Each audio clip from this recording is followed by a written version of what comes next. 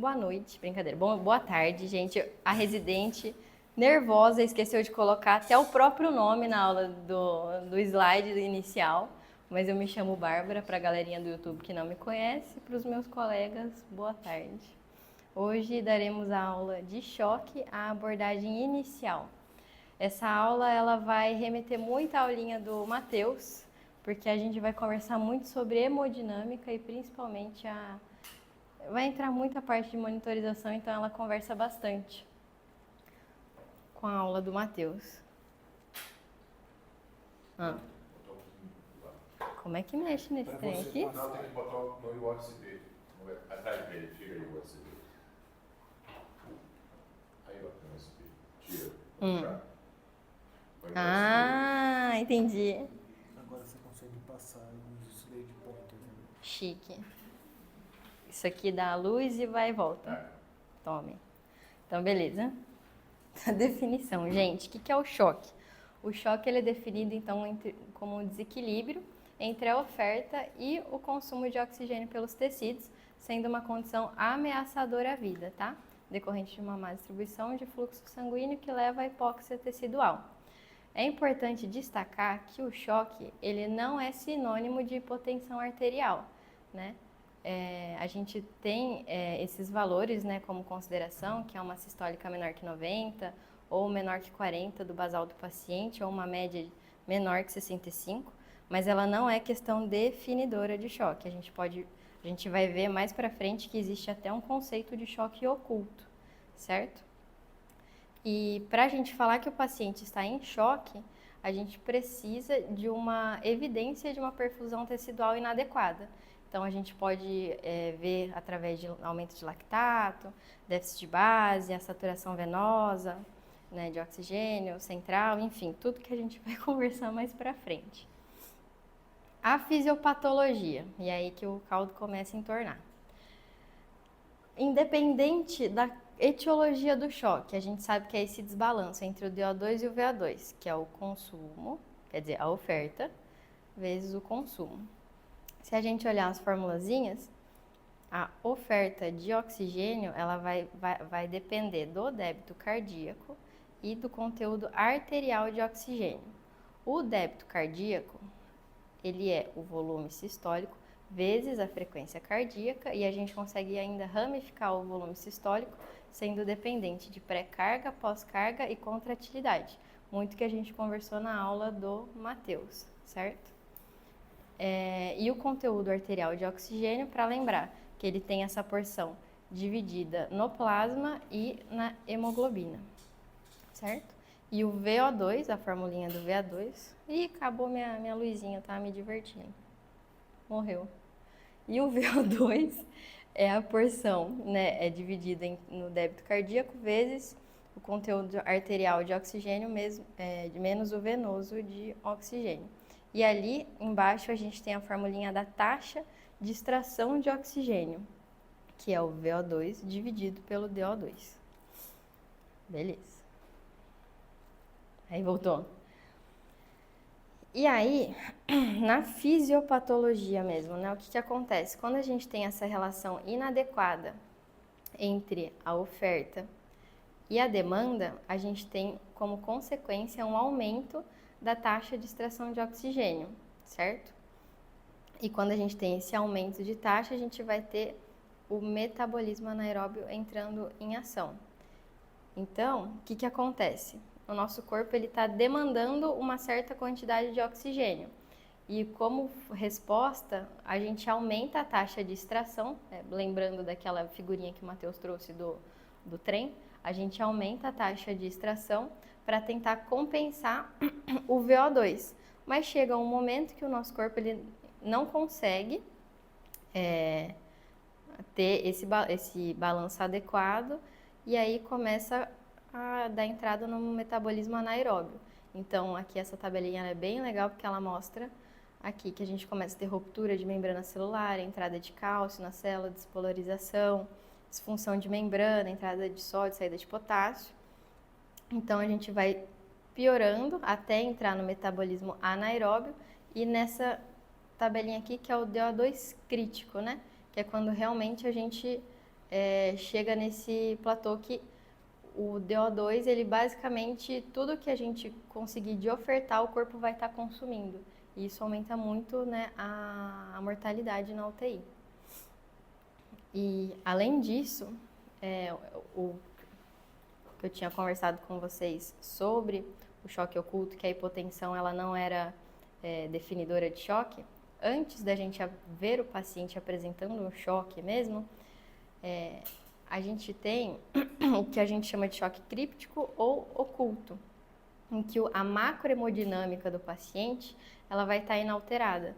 Então, a gente não vai ter alteração de pressão arterial média, frequência cardíaca, respiratória, alteração de débito, né? E é interessante esse dado porque até 10%, um adulto pode perder até 10% do seu volume circulante efetivo e ainda assim permanecer assintomático, né? E daí, nesses casos, a gente só consegue pegar essa fase bem inicial com os marcadores laboratoriais. E aí, mais pra frente, acaba evoluindo para o choque mesmo, que são os mecanismos compensatórios. E se a gente não tratar adequadamente, a gente pode até evoluir para síndrome de disfunção orgânica, né? Múltipla de órgãos. Essa é a tabelinha bonitinha. E aí, quando a gente entra no choque, a gente vai ter esses sinais, né? Taquicardia, taquipneia, acidose, oligúria, alteração de perfusão periférica, rebaixamento de nível de consciência, que a gente pode muito bem avaliar no nosso querido SOFA, né? Aqui a gente tem os dados com as pontuações que a gente usa na UTI. E quando a gente já tem a presença desses comemorativos, a gente pode inferir que o paciente teve uma perda de 20 a 25% do seu volume circulante efetivo, em choques, né, de baixa pré-carga, uma queda de índice cardíaco menor que 2,5 litros e ativação de mediadores inflamatórios. E aí, a gente tem a classificação do choque, né? O choque ele pode ser didaticamente dividido em tipo de hipóxia, que pode ser por hipofluxo, anêmica, hipoxêmica, citotóxico, a forma de apresentação clínica, o tipo de fluxo e o padrão hemodinâmico que sustenta. Em relação ao tipo de fluxo no choque, a gente vai ter síndromes de baixo fluxo e de alto fluxo. Nesses casos, quando a gente fala que é um choque de baixo fluxo, a gente vai ter um débito cardíaco reduzido com uma saturação venosa mista, que é aquela que a gente vê na gaso, venosa, enfim, ou arterial, a gente vê reduzido. E em síndromes de alto fluxo, a gente não vai ter essa alteração de débito cardíaco, né? Ele não vai ser o principal determinante. A gente pode até ter o débito cardíaco geralmente elevado e a saturação venosa também elevada. E aqui uma tabelinha que eu achei bem legal, que tem inclusive lá no Knoebel, acho que é no Knoebel, que mostra, né, as diferenças de hipóxia tecidual, a relação DO2 e VO2 dependência, né, que é a taxa, a saturação venosa arterial e o conteúdo arterial de menos arterial, menos avenoso, né, de oxigênio, elevada, normal ou baixa. Tem essa diferença. E aqui também, só a título, né, de curiosidade, que eu não quis entrar tanto em relação, porque acho que os tipos de choques a gente vai trabalhar posteriormente e ia ficar realmente muito extenso falar dos hipovolêmicos, cardiogênico, obstrutivo, enfim. Mas aqui está a diferença, vou mandar a aulinha para vocês depois, se quiserem olhar com mais atenção, tá? Mais uma vez também as diferenças, né, dos tipos de choque com relação à pressão de enchimento, débito cardíaco, resistência vascular e as principais etiologias, né, hipovolêmico, hemorragia e desidratação, cardiogênico, né, que pode ser infarto, insuficiência cardíaca e assim vai. E agora a abordagem inicial que a gente faz mediante ao choque. Basicamente, a gente divide em reposição de fluido e, se não der certo, ou concomitante, uso de droga vasoativa, certo? E aí a gente tem os nossos parâmetros para avaliar. A infusão de fluidos, ela tem, né, como objetivo restabelecer o débito cardíaco. Então, a partir do momento que a gente dá volume, a gente tem um aumento do DO2, aumento da oferta, com aumento de pré-carga e consequente aumento de débito cardíaco. Esse aqui é uma tabelinha que eu também achei no Knob, que também tem naquele artigo que a gente discutiu, que acho que foi isso, o Rose, que fala sobre as 4 fases, né, da reposição volêmica, a fase de resgate, de otimização, estabilização e de balanço negativo, né? Enfim. E aí, quando a gente vai falar em reposição de volume, a gente tem que pensar em responsividade a volume. E quais são os critérios que a gente usa para determinar se o paciente ele é responsivo ou não a volume. E o principal conceito, né, de responsividade é o aumento de 10 a 15% do débito cardíaco após uma expansão volêmica. A gente estima que 40 a 70% da população é responsiva a volume. E existem vários métodos para a gente poder avaliar essa responsividade. Entre os métodos estáticos, a gente tem a de pressão venosa central e a pressão de oclusão da artéria pulmonar. E o dinâmico, a gente tem as variações de pressão de pulso, variação de volume sistólico e variação de pressão sistólica. Além disso, a gente pode, que eu acabei não colocando aqui, a gente também tem avaliação por distensibilidade de veia cava inferior, né? Que a gente calcula o índice de variação plesmigráfico, alguma coisa assim, que a gente avalia como positivo quando maior que 18%, certo? E calma aí, eu já volto lá, tá? E também de elevação de membro inferior, que é a manobra de elevação passivas das pernas. Você levanta a perna do doente por cerca de 1 minuto a 45 graus, e se você tiver um aumento, né, comprovado ali de débito cardíaco, você pode avaliar também até nos próprios sinais vitais, ele é responsivo a volume. Então, tem várias formas da gente acabar avaliando. Uma coisa que eles destacam bastante quando a gente está lendo é a variação de pressão de pulso. E eles falam que ela foi superior, né, para avaliar essa responsividade, né? Porém, quando eles fizeram esses estudos, todos os pacientes eles estavam sob ventilação mecânica controlada, sem esforço respiratório, com um volume corrente já pré-determinado e ausência de arritmia. Então, mesmo sendo legal, né, ser um preditor aí de alta sensibilidade e especificidade, quando a gente não está nesse quadradinho aqui, o seu valor preditivo positivo ele diminui. Então a gente já não consegue avaliar de uma forma tão fidedigna, né? Isso aqui eu trouxe mais a título de curiosidade, que se eu não me engano, é uma apostila do Sírio-Libanês, que traz todos os índices que a gente consegue avaliar com as fórmulas, os valores de cortes e em quais monitores a gente consegue ver. Então, o VPP, a formulazinha, o valor de corte de 13%, a gente consegue ver no monitor de PAI. Lógico que, infelizmente, a gente ainda não tem, né, isso no hospital, né, por exemplo, esse pico, né, enfim, mas é legal para a gente ter até aí na aulinha. O ultrassom tem, aí a gente já consegue fazer. Bacana. Aqui o eco, né, de ver a cava inferior, aquela relação que eu estava falando para vocês, que a gente vê a responsividade da distensão do átrio, né? Enfim, fazendo ultrassom. É bem bacana. Aqui estão os valores de corte.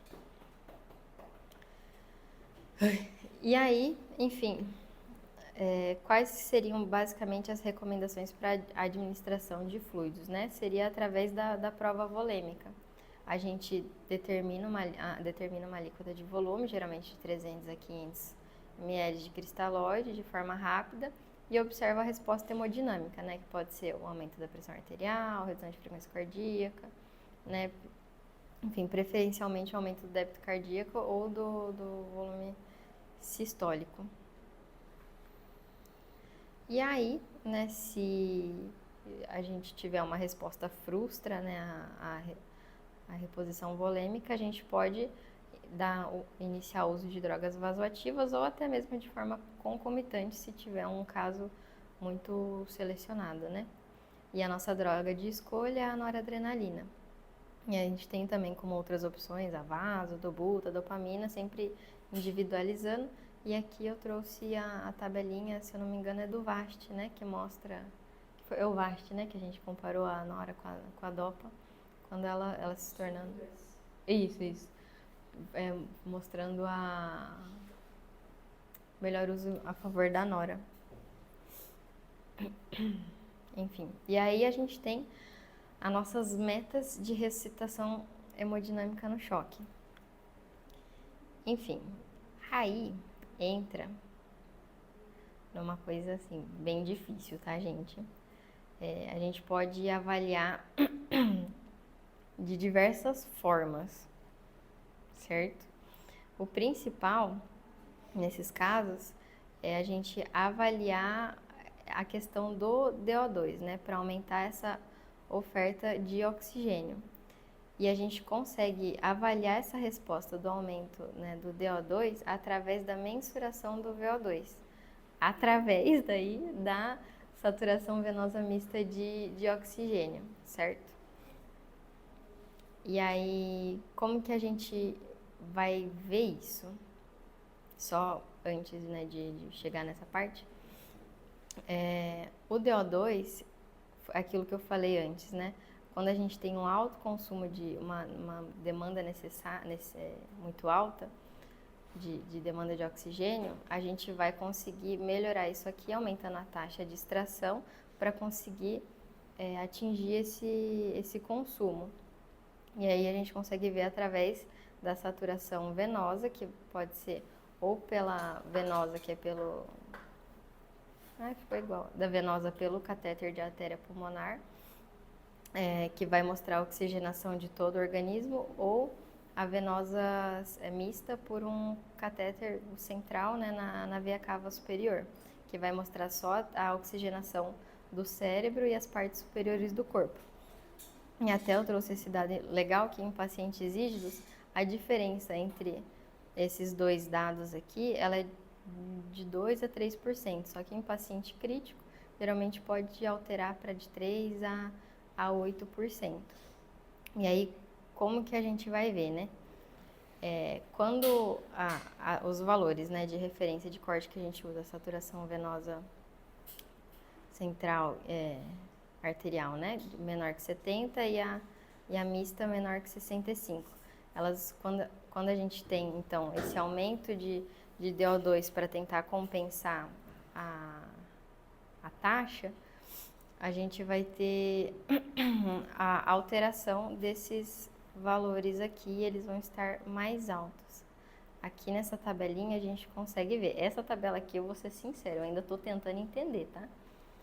Mas nesse caso, digamos que a gente o nosso ponto de referência aqui é o A, certo?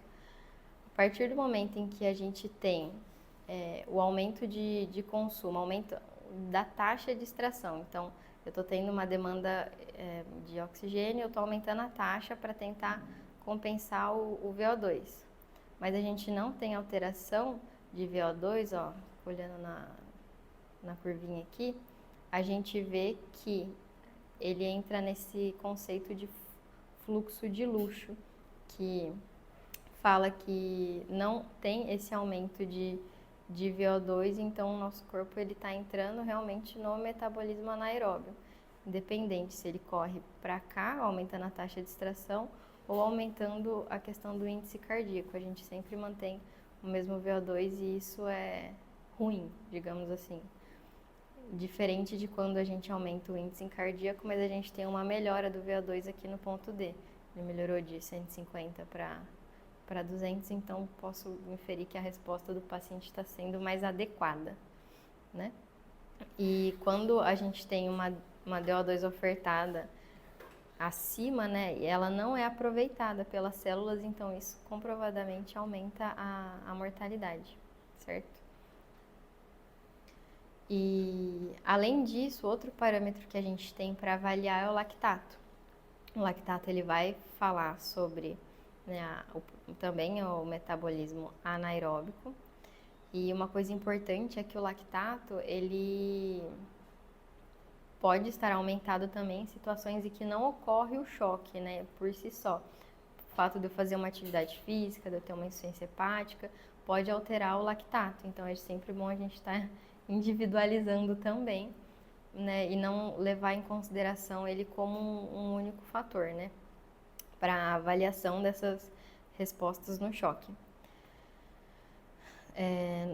Na apostila do Círio, eles trouxeram esse estudo que falaram que a redução do nível sérico do lactato maior que 10% nas primeiras 6 horas é associado a um melhor prognóstico nos pacientes, né, com sepse grave e choque séptico.